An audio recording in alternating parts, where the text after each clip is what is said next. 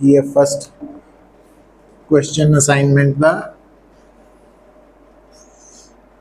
Are the paths of electrons straight lines between successive collision with positive ion of the metal in the absence of electric field and in part presence of electric field? हाँ, सो ਆਪਾਂ ਇਹ ਕਹਿੰਦੇ ਆ ਨਾ ਪੁੱਤ ਕਿ ਕਿਸੇ ਵੀ conductor ਦੇ ਅੰਦਰ ਜੋ ਫ੍ਰੀ ਇਲੈਕਟ੍ਰॉन्स ਹੈ ਉਹ ਜਦੋਂ ਮੂਵ ਕਰਦੇ ਹੈ ਤਾਂ ਉਹ with the positive ions collide ਕਰਦੇ ਹੈ।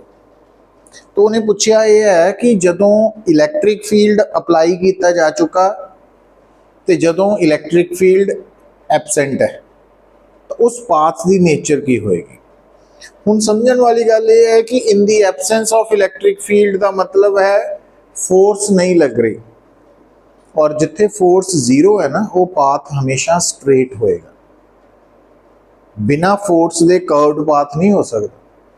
फोर्स नाल पाथ स्ट्रेट और कर्व्ड दोनों होएगा, बट बिना फोर्स के पाथ हमेशा स्ट्रेट ही होएगा, क्योंकि फोर्स ने वेलोसिटी नू चेंज करना, और वेलोसिटी चेंज जदों भी कोई बॉडी कर्व्ड पाथ फॉलो करती है तो उदी एटलीस्ट वेलोसिटी की डायरेक्शन चेंज होंदी है। सो इसका मतलब in the absence of electric field path would be straight path, है ना, and in the presence of electric field path may be either straight or curved। तो ये भी ना समझियो कि जो फोर्स लग रही है तो पाथ कर्व्ड ही होएगा, स्ट्रेट भी हो सकता। and in the presence of electric field path would be straight or curved, either straight or curved। second बोलो रमनीक, तू बोल। Draw the graph showing the variation of resistance of conducting wire as function of its radius, keeping the length of wire and its temperature constant. हाँ, हुण ये भी कोई एडा मुश्किल नहीं है कि वो कहता ग्राफ प्लॉट करो किहदे विच रेजिस्टेंस और रेडियस ऑफ वायर, है ना, रेडियस। हुण तुहानूं पता किसी भी वायर की रेजिस्टेंस जो है वो inversely proportional to area of cross section है। तो area of cross section it means R, तो इसका मतलब ये ग्राफ कुछ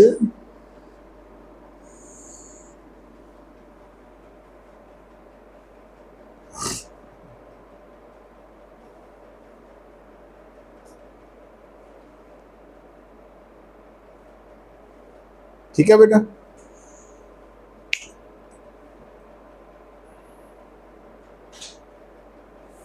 third, Draw the graph showing the variation of current density versus electric field for two conductors of different materials.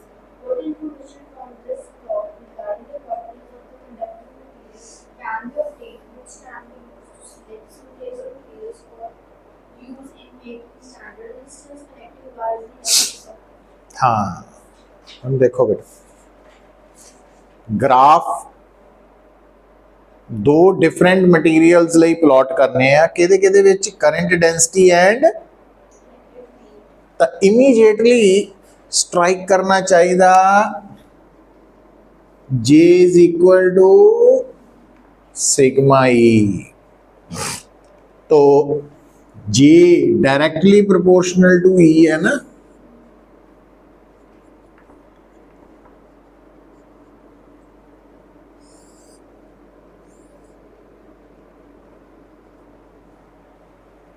तो इस करके जो J और E का ग्राफ है वो डायरेक्टली प्रोपोर्शनल टू E होने करके इंक्लाइंड स्ट्रेट लाइन आएगी पासिंग थ्रू ओरिजिन।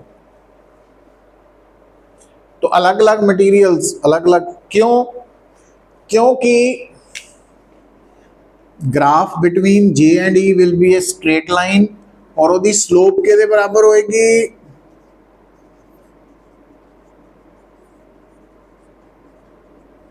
सिग्मा के बराबर कंडक्टिविटी। ठीक है पुत। ਇਹਦਾ मतलब जिस ਹੁਣ ਜਿੱਦਾਂ ਇਸ ਕੇਸ 'ਚ ਹੈ ए ਦੀ ਸਲੋਪ ਕੀ ਹੈ ਘੱਟ ਲੈਸ, तो कंडक्टिविटी लैसर है। बी ਦੀ ਸਲੋਪ ਜ਼ਿਆਦਾ ਵਾ ਤਾਂ ਕੰਡਕਟਿਵਿਟੀ ਜ਼ਿਆਦਾ ਵਾ। ਠੀਕ ਹੈ, ਹੁਣ ਜਦੋਂ ਤੁਸੀਂ ਬਣਾਉਂਦੇ ਆ ਨਾ ਕਨੈਕਟਿੰਗ ਵਾਇਰ, ਤਾਂ ਕਨੈਕਟਿੰਗ ਵਾਇਰ ਦੇ ਲਈ ਰੈਜ਼ਿਸਟਿਵਿਟੀ ਘੱਟ ਚਾਹੀਦੀ, ਕੰਡਕਟਿਵਿਟੀ ਜ਼ਿਆਦਾ ਚਾਹੀਦੀ ਹੈ।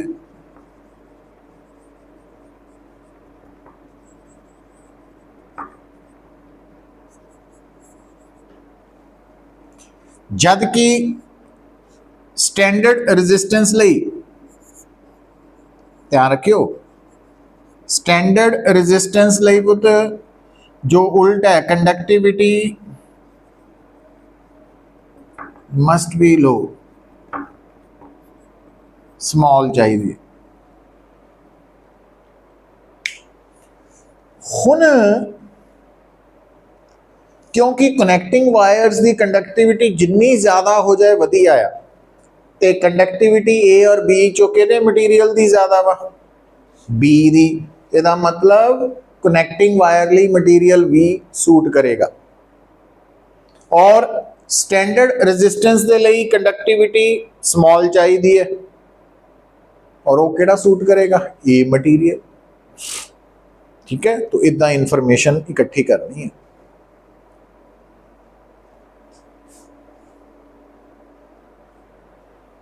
नेक्स्ट बोलो।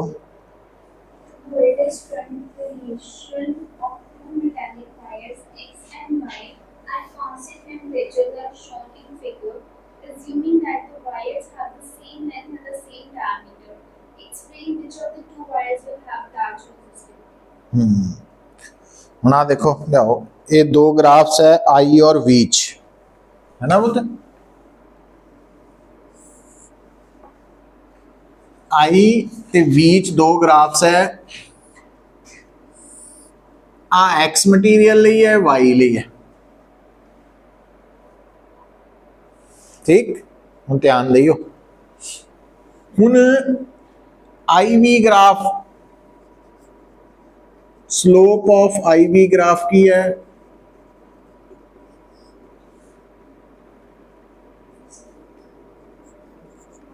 One by resistance, V over I the slope resistance, ये आई ओवर रेजिस्टेंस, मतलब रेजिस्टेंस इत्थे की है रेसिप्रोकल ऑफ स्लोप,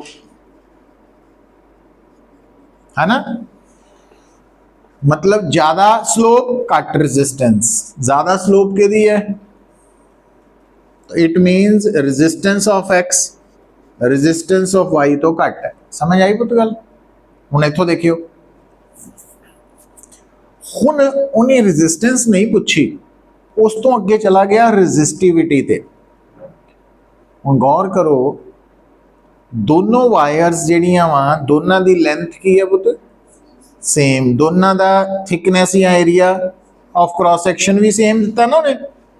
ਤੇ ਰੈਜ਼ਿਸਟੈਂਸ ਦਾ ਰੈਜ਼ਿਸਟਿਵਿਟੀ ਨਾਲ ਸੰਬੰਧ ਆਪਾਂ ਲਿਖਦੇ ਆ ਰੋ ਐਲ ਓਵਰ ਏ, तो आ बन जाएगी रो एक्स एल ओवर ए, आ बन गई रो वाई एल ओवर ए, क्योंकि एल एल तो दोनों की सेम है, ए भी सेम है, इस करके वो कट्टे जाने आपस च। तो इट मीनस रेजिस्टिविटी के दी ज़्यादा होएगी वाई दी, घट के दी होएगी एक्स दी। लेट हो गई हरदयाल कुड़िए, हैं ट्रैफिक बहुत हुआ, एग्जाम हो गए कम सही हो गया, रिजल्ट भी सही है वो। चलो 10 है,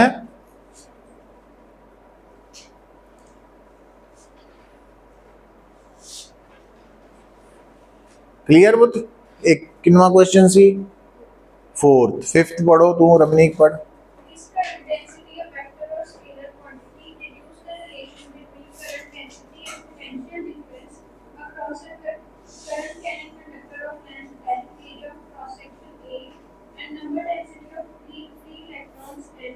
How does the current density in a conductor vary with increase in potential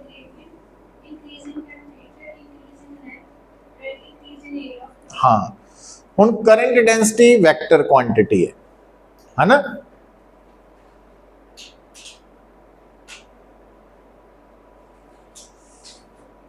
हुण देखो तुहानू याद होएगा आप ओम्स ला डिराइव नहीं करते, एक माइक्रोस्कोपिक फॉर्म एक मैक्रोस्कोपिक फॉर्म। वो कहता ना डिराइव करो रिलेशन। डिराइव कितना करना, आ वायर है, इसकी लेंथ L है, area of cross section A है, करंट I है ना, फ्री चार्जेस इलेक्ट्रॉन्स है, मूविंग विद ड्रिफ्ट वेलोसिटी इतना लिखते होंगे ना, N उन्होंने नंबर डेंसिटी है, V पोटेंशियल डिफरेंस है, और इस वायर के अंदर इलैक्ट्रिक फील्ड V/L हो जाना। ये सारा थ्योरी च पढ़िया, इस करके मैं थोड़ा जल्दी कर रहा। तो हुण बेटा क्योंकि ड्रिफ्ट वेलोसिटी ते relation between current and drift velocity सानू पता वा दो, तो Vd की वैल्यू पुट करके करंट आ गया पुत NEA EE और I/A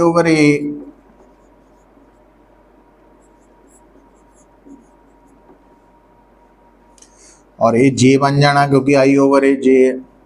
और आ जी टर्म है इनू इधे रखना, उत्थे आपां सिग्मा लिखता सी, इनू इधे रखना क्योंकि उन्हें कहा ना कि करंट डेंसिटी पोटेंशियल डिफरेंस ते एन च रिलेशन दसो, तो हम नंबर डेंसिटी आ गई M और इत्थे V/L लिख देना पुत।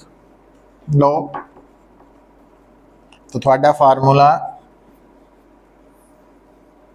जो ने रिक्वायर्ड फार्मूला तैयार है, और ये आया सारा थ्योरी नू है, याद रख के असी कर पाए इनू।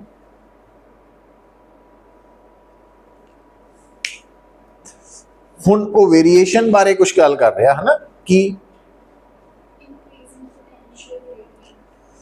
हाँ हुण गल सुनियो पुत, V है potential difference per unit length, उन्होंने कहने हैं पोटेंशियल ग्रेडियंट।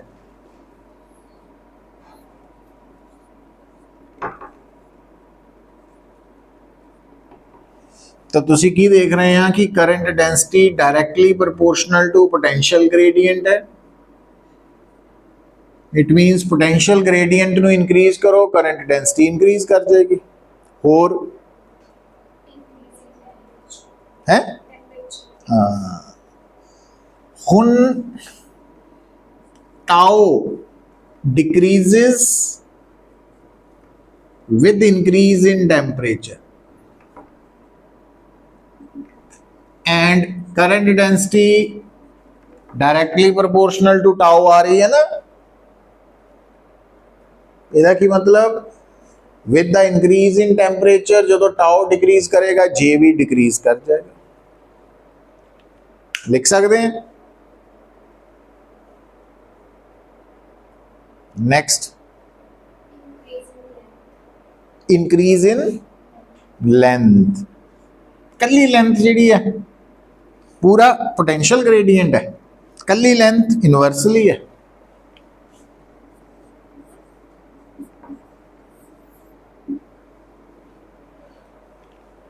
तो लेंथ दे इंक्रीज करन नाल करंट डेंसिटी डिक्रीज करेगी, पर नाल शर्त पता की है, प्रोवाइडेड V रिमेन्स कांस्टेंट।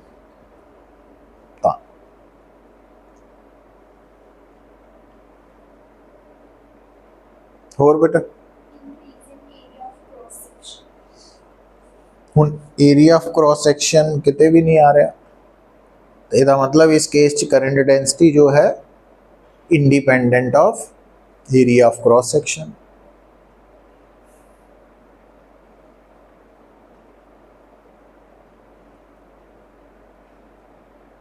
जबकि लगता कुछ इदा है ना भी करंट डेंसिटी होंगी I/A, तो बंदा सोचन लग पैंदा एरिया नाल जुड़ी हुई है ना। और हो गया क्वेश्चन नंबर 5 ਹੁਣ 6 बोलना बोल A copper wire of resistance R1 is stretched to its length, whose length is increased to n times of its original length. What will be its new resistance? हाँ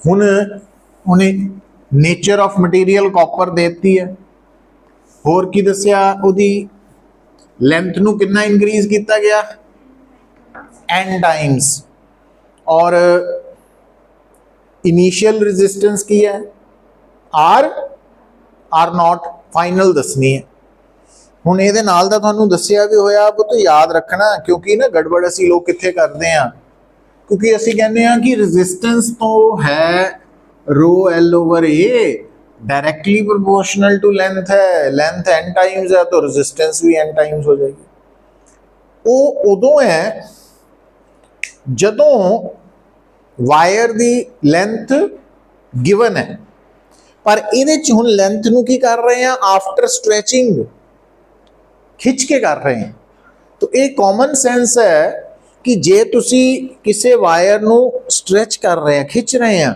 ਤਾਂ ਲੰਬੀ ਹੋਣੀ ਹੈ ਨਾਲ पतली भी होनी है वो गल नहीं भुलनी जे भुल गए तो गड़बड़ होनी है अदरवाइज काम बन जाएगा और ये नाल दा तुहानू दस्सिया होया कि डायग्राम बनाई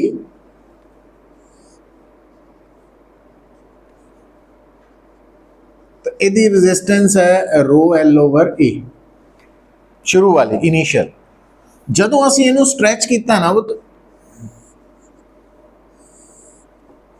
लेंथ NL हो गई तो एरिया ऑफ क्रॉस सेक्शन भी बदल गया रजिस्टिविटी ते नहीं फर्क पैंदा पता ना मटीरियल ते डिपेंड करती है तो नवी रेजिस्टेंस आ गई रो L dash over A dash ठीक है हुण माइंड च क्वेश्चन आंदा वा कि लेंथ दे बारे तो दस दिता गया एरिया बारे नहीं दसिया गया इन्हां न्यूमेरिकल्स दे विच एक कंसैप्ट हमेशा एप्लीकेबल है वो ये जदों भी वायर ने स्ट्रैच होना ना वॉल्यूम ने कांस्टेंट रहना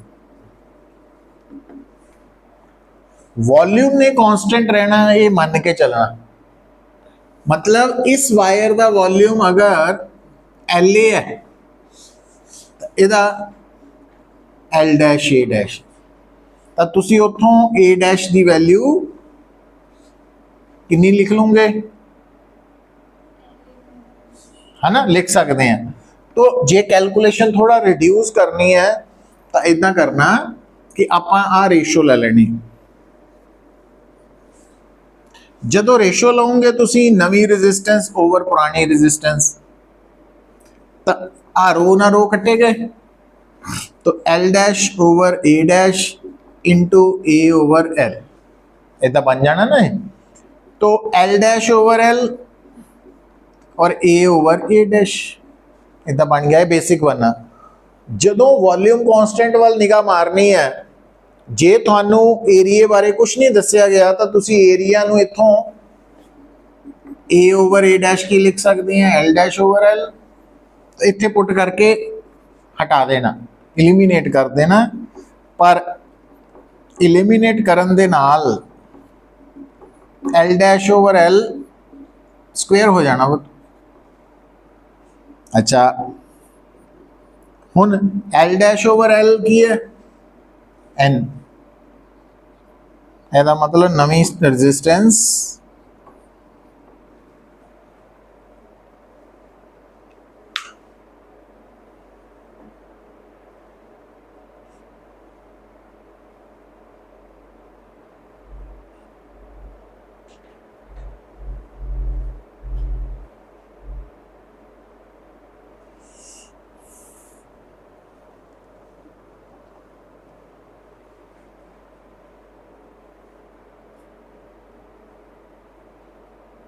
ठीक है नेक्स्ट बोलो A steady Prandtl point in a cylindrical conductor. Is there any electric field within the conductor? If yes, what is the relation with Prandtl? देखो ਤੁਹਾਨੂੰ ਦੱਸਿਆ ਹੋਇਆ ਜਦੋਂ ਵੀ ਕਿਸੇ ਵਾਇਰ 'ਚ ਕਰੰਟ ਫਲੋ ਹੋ ਰਿਹਾ ਤਾਂ ਇਲੈਕਟ੍ਰਿਕ ਫੀਲਡ ਹੋਏਗਾ ਹੀ ਹੋਏਗਾ ਉਹਦੇ ਅੰਦਰ ਔਰ ਉਹਦਾ ਰਿਲੇਸ਼ਨ ਕਰੰਟ ਡੈਂਸਿਟੀ ਨਾਲ ਹਮੇਸ਼ਾ सिग्मा ई भी लिख सकते हैं ई बाय रो भी ये कंडक्टिविटी है रेजिस्टिविटी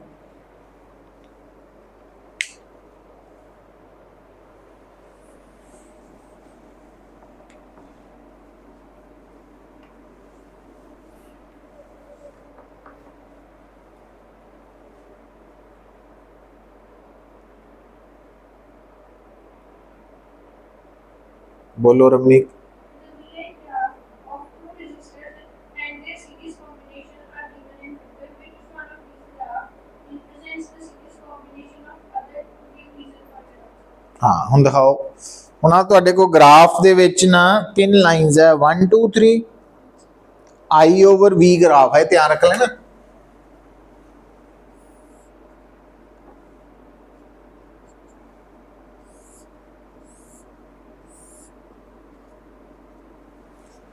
तो I over V ग्राफ च जो रेजिस्टेंस है वो रेसिप्रोकल ऑफ स्लोप है ठीक है पुत्र क्लियर हुन गौर करियो हुन R1 दी क्योंकि स्लोप सब तो घट है तो R1 greater than R2 greater than R3 है पता लग गया मतलब इन्हां तिन्हां विचों सब तो ज़्यादा रेजिस्टेंस पहले केस च क्लीयर दूसरी गल थानू याद आना चाहिए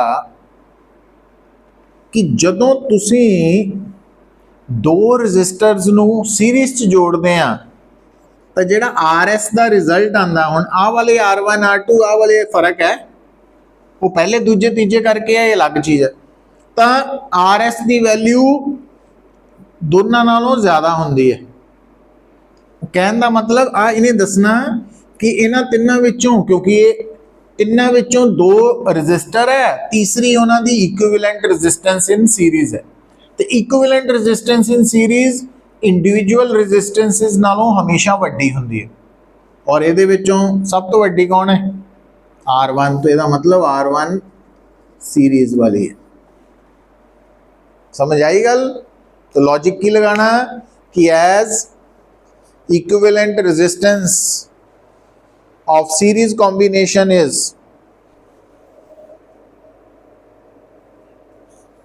more than that of individual resistances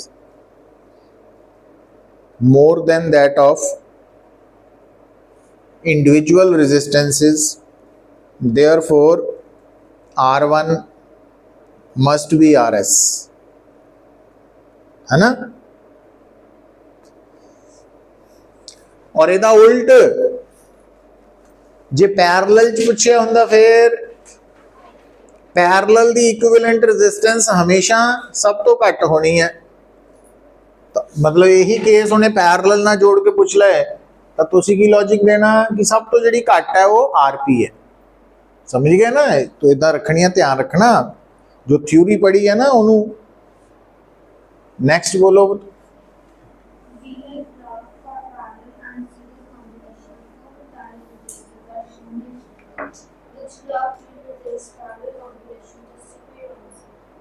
हाँ दो ग्राफ दिते होने ये VI ग्राफ है ना नंबर कितना क्वेश्चन नंबर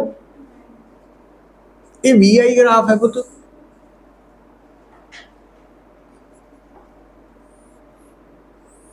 ਇਹਦੇ ਜਿਹੜੀ स्लोप है वो रेजिस्टेंस के बराबर है ਹੁਣ ਇਹਦਾ कोई नाम ਦਿੱਤਾ दोनों का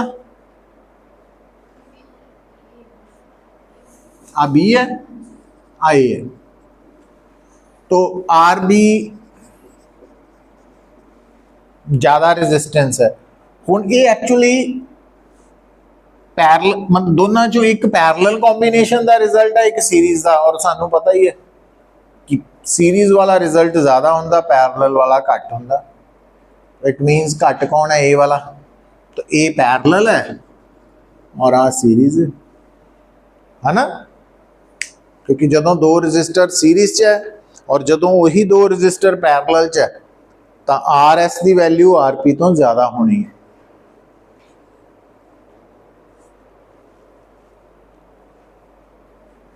और बोलो। Two metallic rods, each of length L, area of cross section A1 and A2, having resistivity ρ1 and ρ2, are connected in parallel across a DC battery. Obtain an expression for the effective resistivity of this combination. अच्छा, दो wires है, Rods, two metallic wires rods आपस च कितना connected है, parallel च। ठीक है पुत, हुण हर रॉड या हर वायर की है इक्विवेलेंट टू रजिस्टर है। हुण इधर देखियो, गल नूं समझियो,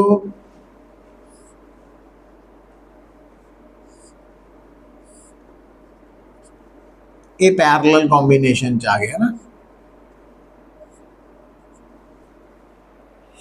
पैरेलल कॉम्बिनेशन दे विच आरपी दी वैल्यू असीं इदां कढ सकते हैं, थ्योरी ने दस्सिया सानूं, पर वो गल इस तो अगे लै चुका, कित्थे तक, इक्विवेलेंट रजिस्टिविटी तक, है ना, घबराना नहीं। हुण आ जाओ, हुण पहली कंडक्टर बारे देखो कि इहदी रजिस्टिविटी है ρ1, इहदी लेंथ है L1, area of cross section A1 अपने वालों मान लिया, आ है ρ2 L2 A2, है ना। हुण स्टेटमेंट पढ़ो, हो की दिता इहदे बारे की दस्सिया, each of length L, हाँ area of cross section A1 and A2, resistivity ρ1 and ρ2. हाँ। हुण उन्हें आपां जनरल कहा सी, उन्हें कहा नहीं लेंथ तो बराबर ही रखो, तो बराबर रख ले, है ना। हुण पुत आ दो वैल्यूज जदों इत्थे पुट करांगे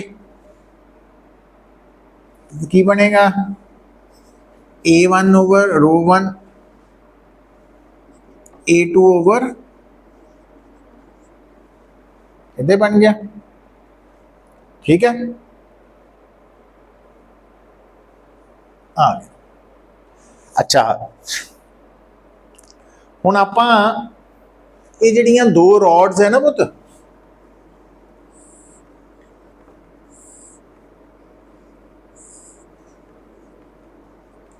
जदों उन्होंने सिंगल रॉड देखना, दोनों रॉड्स नूं सिंगल रॉड पैरेलल च, तां सिंगल रॉड की लेंथ तो L रह जानी, पर एरिया ऑफ क्रॉस सेक्शन की आया ना A1 प्लस A2, है ना, ਇਹਦਾ एरिया और ਇਹਦਾ एरिया मिल जाने। अच्छा, जदों आप इन्हां दोनों नूं सिंगल रॉड देखना तो लेंथ तो दोनों की L ही है मिला के, एरिया इन्ना हो चुका, और रजिस्टिविटी इक्विवेलेंट वाली लेनी है रो पी। अच्छा, हुण इहदे हिसाब नाल आर पी की होनी चाहिए C, rho P L over A1 plus A2। जदों इनू एज ए सिंगल रॉड देखांगे तो आओ वैल्यू इत्थे पुट करो, तो की बन गया A1 प्लस A2 रो पी L, L कट्टे गए पुत। हुण तुहाडी राइट साइड जिहड़ी है ρ1 ρ2,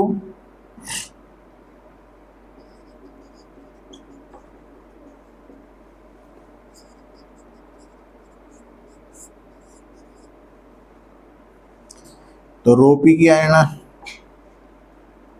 रो पी ले आने इनू इधर लै गए, इनू इस तरफ और इनू इधर ले आना, तो A1 प्लस A2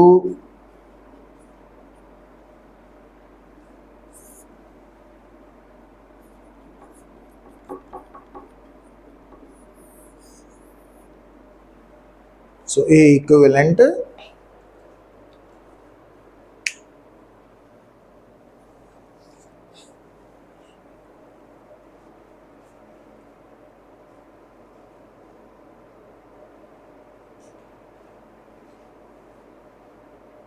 है ना।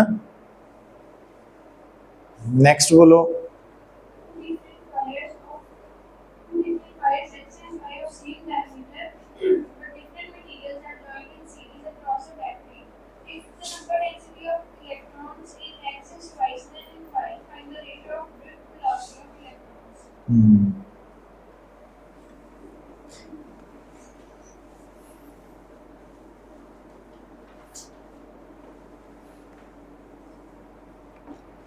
आ देखो बता, कितनियां वायर्स है? 2। मैं वायर्स ही बना लेना, एक्स एंड वाई। दोनों wires battery they cross connected है ना। मतलब ये दोनों wires battery they cross connected है, तो दोनों दे अक्रॉस पोटेंशियल डिफरेंस V है। दोनों वायर्स दी रेजिस्टिविटी की है, मटीरियल की है,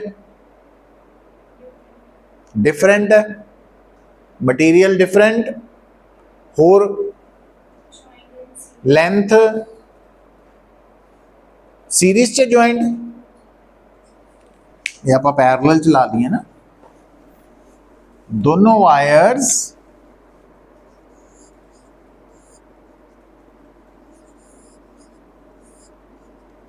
सीरीज च, सीरीज का मतलब दोनों च करंट सेम है। अच्छा होर की है?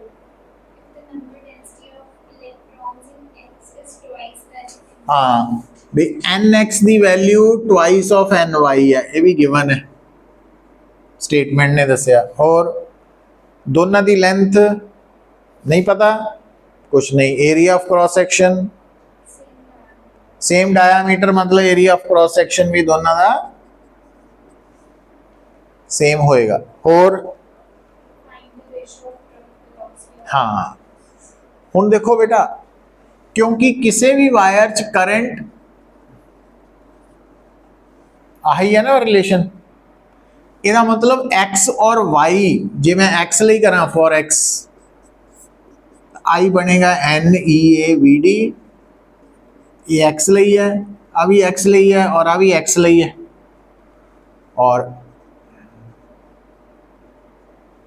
और y ਲਈ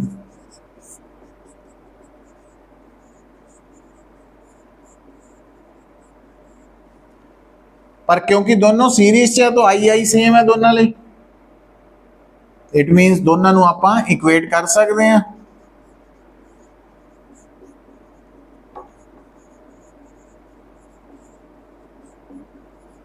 अच्छा ax और ay बराबर है, e नाल e कैंसल हो गया, ਇਹਦਾ मतलब x और y ਦੇ ਵਿੱਚ ड्रिफ्ट वेलोसिटी ਹੁਣ ny 1/2 आंसर आ गया ना।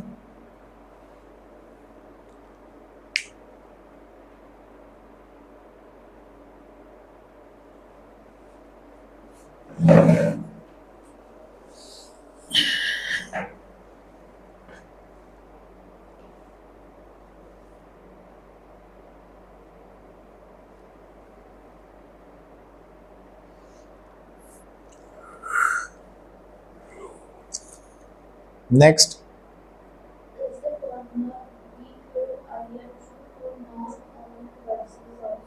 यस दसिया होया ना, V is equal to IR हर तरह के मटीरियल डिवाइस ਲਈ एप्लीकेबल फार्मूला है। तो ये ना समझियो कि ओम्स ला है, दसिया होया ना। V इज इक्वल टू हर तरह के लिए, हर तरह के डिवाइस ਲਈ एप्लीकेबल है।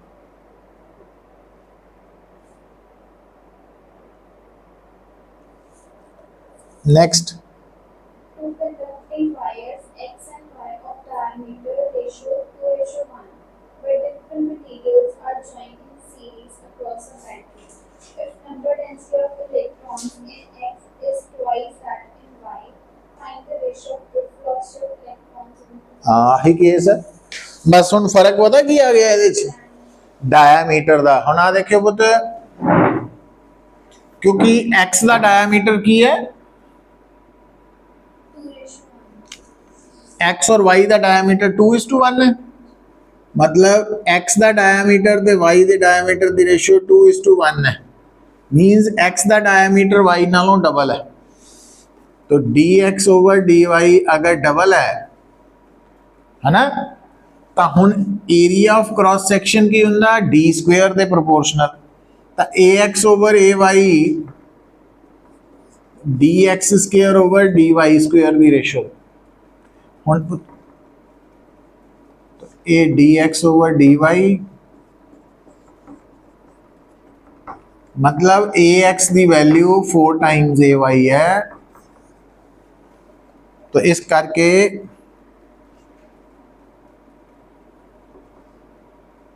We D X over V Y की रेशो की आनी है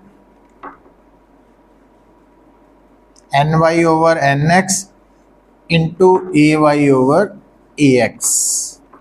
हुण N Y over N X की रेशो 1/2 है, तो A Y over A x 1/4 है,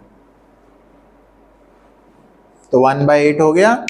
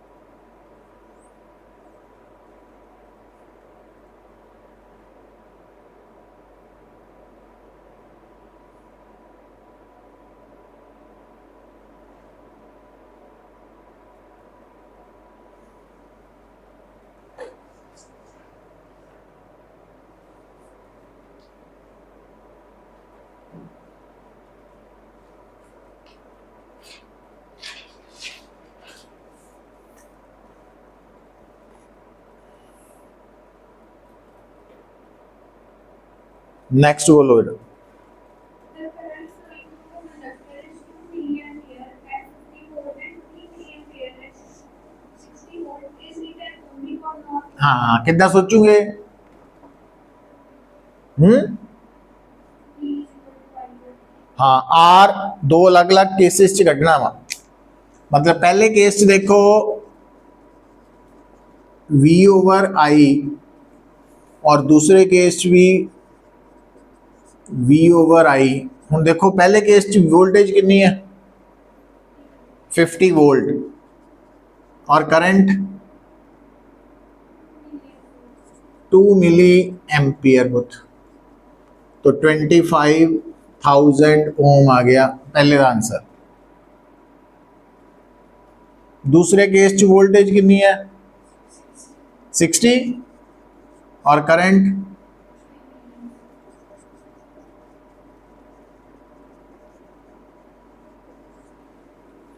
की नोट किया तुसी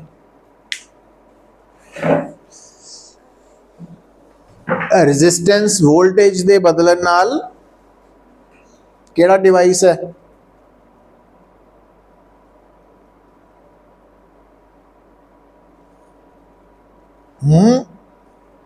non ohmic. Ohmic the resistance independent of voltage and current हुंदी है।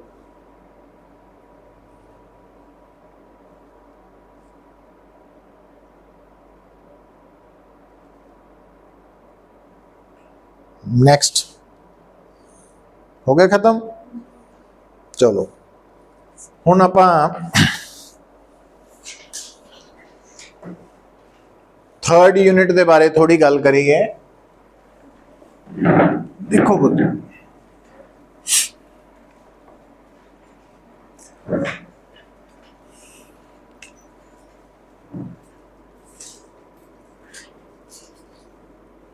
हेडिंग लिखो नोट करके,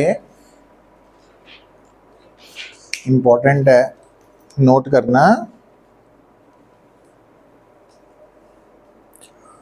magnetic field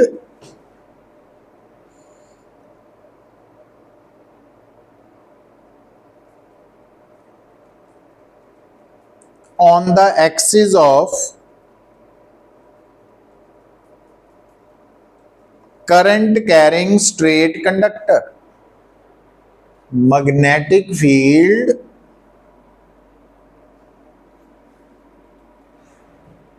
on the axis of current carrying straight conductor. आ देखो थोड़े सामने की आ गया straight conductor. तो आ है straight conductor दा current I और आ जी dotted line है एक ही है straight conductor दी axis है ना. मैग्नेटिक फील्ड निकालना वा वैसे आप मैग्नेटिक फील्ड जो निकालते हैं सोचियो सोच के देखो तो जो असी किसी भी पॉइंट से मैग्नेटिक फील्ड निकालते हैं तो असी कितना इमेजिन करीदा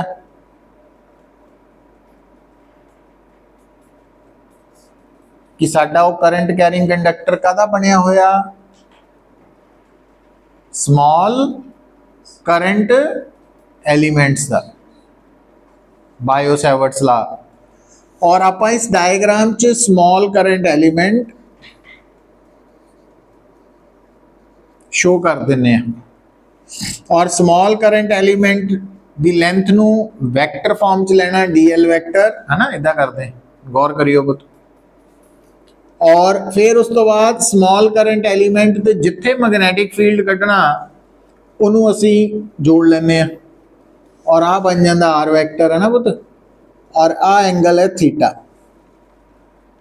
ठीक और मैग्नेटिक फील्ड का मैग्नीट्यूड आ जाता बायो सैवर्ट्स लॉ के accordingly mu naught over 4 pi ideal sine theta by r square इदा आ जाता है ना. हुण आपां मैग्नेटिक फील्ड कित्थे कढना वा एक्सिस ते मतलब आ जिहड़ा पी पॉइंट है इनू इत्थे लैके आओ सोचो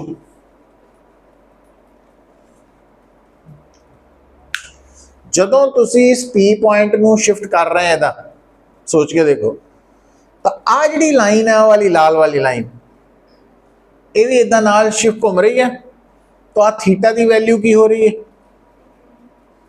और जदों ये पी पॉइंट इत्थे पहुंच जाएगा तो थीटा की हो जू जीरो नहीं हो जू.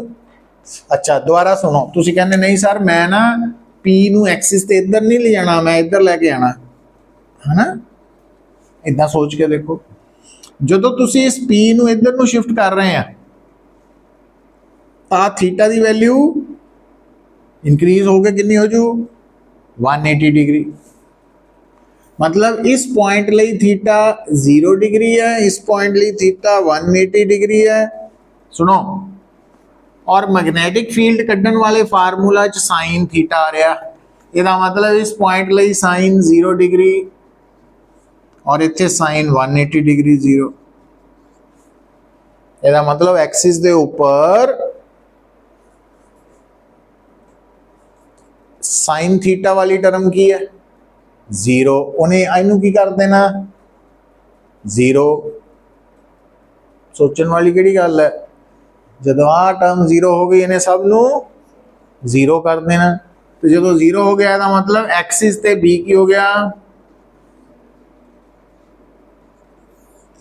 तो स्ट्रेट कंडक्टर दा अपनी एक्सिस ते मैग्नेटिक फील्ड की हुंदा 0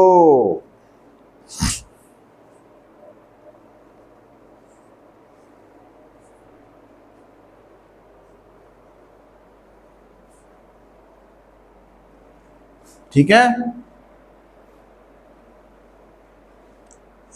तो magnetic field on the axis of current carrying straight conductor is 0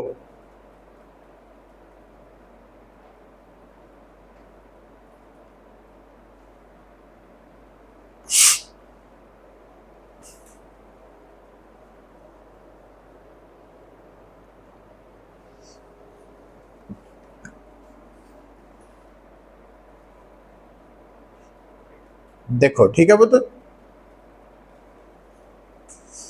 ਹੁਣ लिखो अगला हेडिंग नोट करके,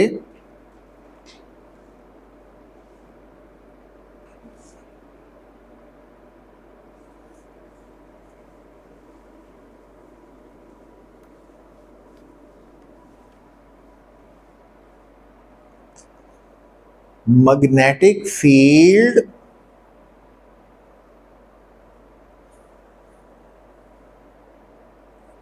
due to current carrying circular arc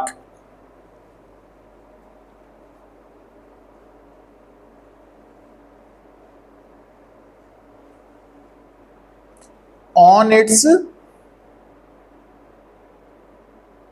center of curvature। आ देखियो बतो, ध्यान दियो, आ मैं ड्रॉ कर रहा सर्कुलर आर्क।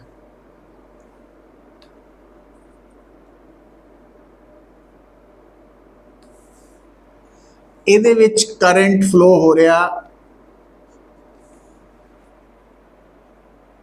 ठीक है। ਹੁਣ ਕੋਈ ਵੀ ਜਿਹੜੀ ਸਰਕੂਲਰ ਆਰਕ ਹੈ ਨਾ, ਉਹ ਬੇਸਿਕਲੀ ਕੀ ਹੁੰਦੀ ਹੈ, ਪਾਰਟ ਆਫ ਸਰਕਲ ਹੁੰਦੀ ਹੈ, और हर सर्कल का जो सेंटर है वो एदा सेंटर ऑफ करवेचर है, और जो सर्कल का रेडियस है वो इसका रेडियस ऑफ करवेचर है।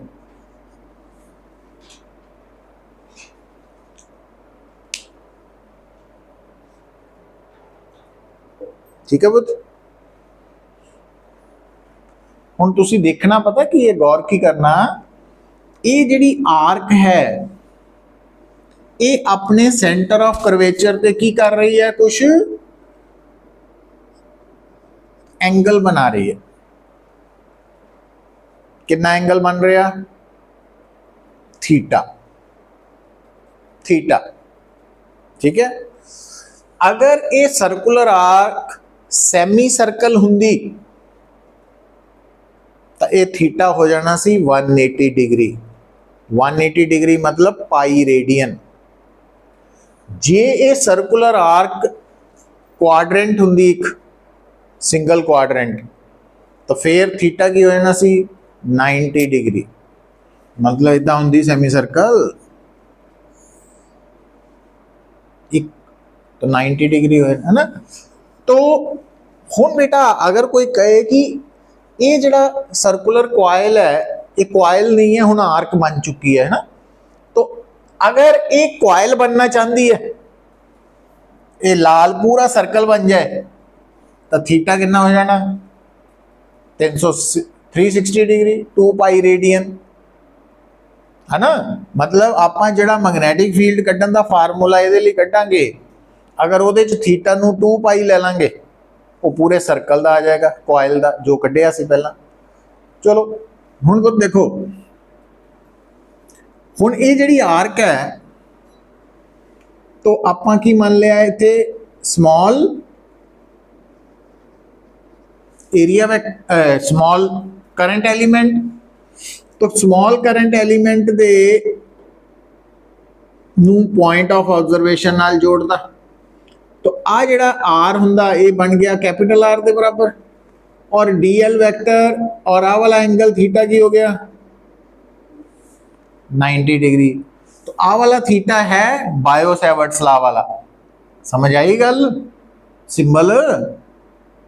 तो हुण आ स्मॉल करंट एलीमेंट का इत्थे मैग्नैटिक फील्ड कितना आएगा, mu naught over 4 pi I d l sine 90 over r square. पता लग गया है। तो डीबी की बन गया पुत्र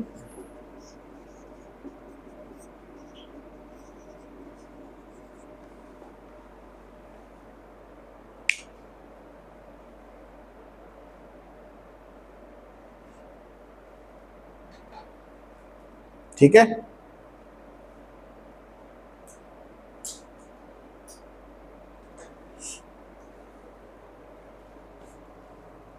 हुण ध्यान दियो,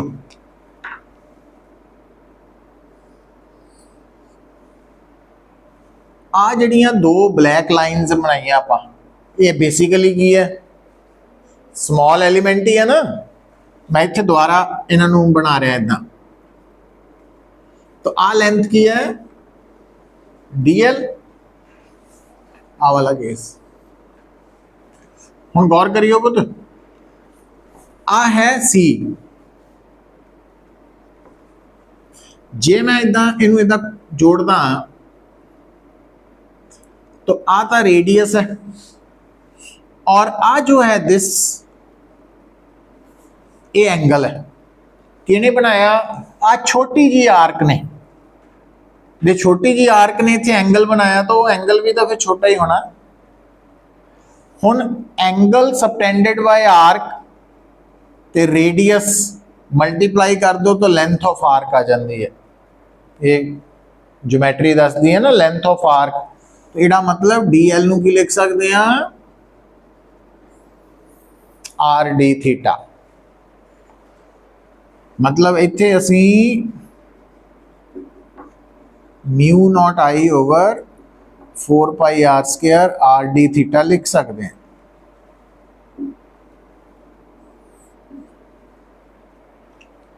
है ना। हुण एक आर नाल एक आर खत्म हो गया, ते जे टोटल मैग्नेटिक फील्ड कढना पुत,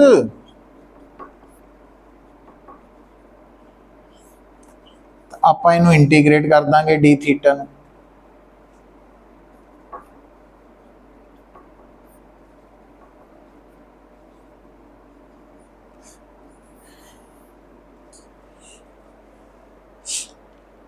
तो जिदा dx इंटीग्रेशन तो बाद x हो जाता, dy y, d theta theta हो गया, और थीटा वाला थीटा ना भी जेड़ा पूरी आर्क आ वाली जी लाल रंग की पूरी आर्क है A तो लैके B तक, ये सेंटर ऑफ कर्वेचर ते जिन्ना एंगल बना रही है वो आ थीटा है।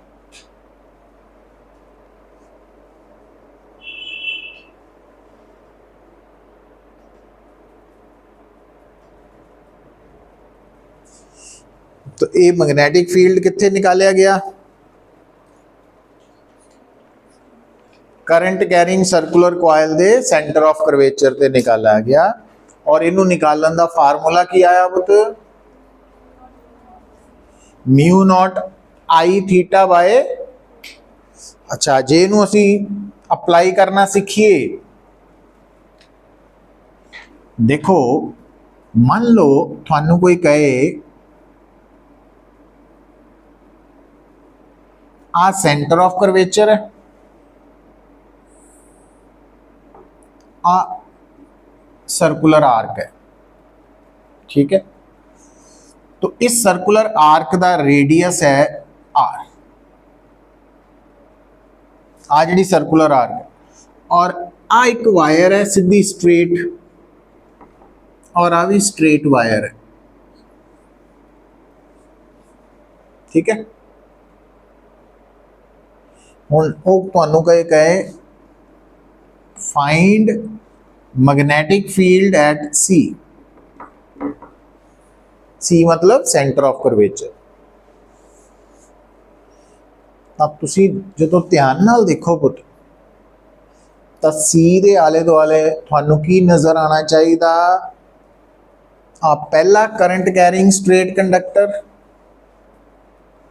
आ दूसरा करंट कैरिंग स्ट्रेट कंडक्टर, और तीसरा करंट कैरिंग सर्कुलर आर्क।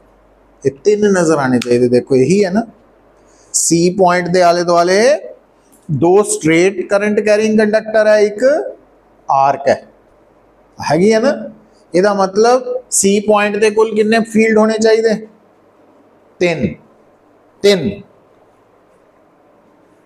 हुण स्टेप बाय स्टेप सोचो, जेड़ा पहला स्ट्रेट कंडक्टर है उहदे करंट करके जेड़ा मैग्नेटिक फील्ड असी कढ़ना वो C ते कढ़ना, पर C पॉइंट इहदी स्ट्रेट कंडक्टर दी कित्थे आ रहा? एक्सिस ते नहीं आ रहा ਜਿਹੜਾ ਪਹਿਲਾਂ ਆਰਟੀਕਲ ਕੀਤਾ। ਇਹਦਾ ਮਤਲਬ ਇਸ ਕੰਡਕਟਰ ਦੇ ਕਰਕੇ C ਪੁਆਇੰਟ ਤੇ B ਕੀ ਹੈ 0, तो पहले करके 0 हो गया, तो ਇਹਦੀ चिंता खत्म है नहीं। ਇਹਦਾ ਹੁਣ ਇਦਾਂ ਇਹਦਾ देखो, ਇਹਦੇ ਲਈ ਵੀ ਤਾਂ C ਪੁਆਇੰਟ एक्सिस ही है। बचया कौन, आर्क बची। तो आर्क दा magnetic field mu naught I over 4 pi radius into theta, आ वाला दिस इज थीटा, पर ये वैल्यू कितनी है 90 डिग्री। पर एक गल समझ लो, जदों भी किसी फार्मूला च कला थीटा की वैल्यू पुट करनी है तो रेडियन च करनी है, एस आई च, तो 90 नहीं करनी, पाई बाय 2 करनी है। तो म्यू नॉट आई ओवर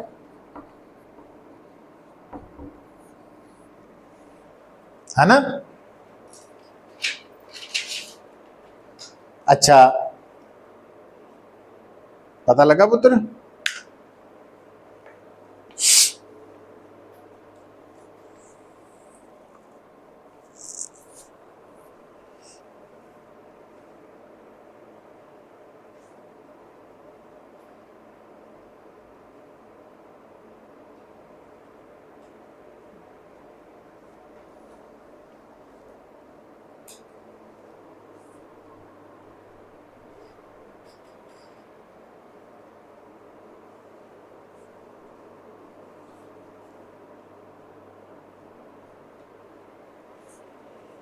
और सर्कुलर आर्क होए या कोयल, ਉਹਦੇ करके सेंटर ते मैग्नेटिक फील्ड की direction right hand thumb rule नाल पाम रूल ना कर लो, तो क्योंकि करंट इस तरह घूम रहा,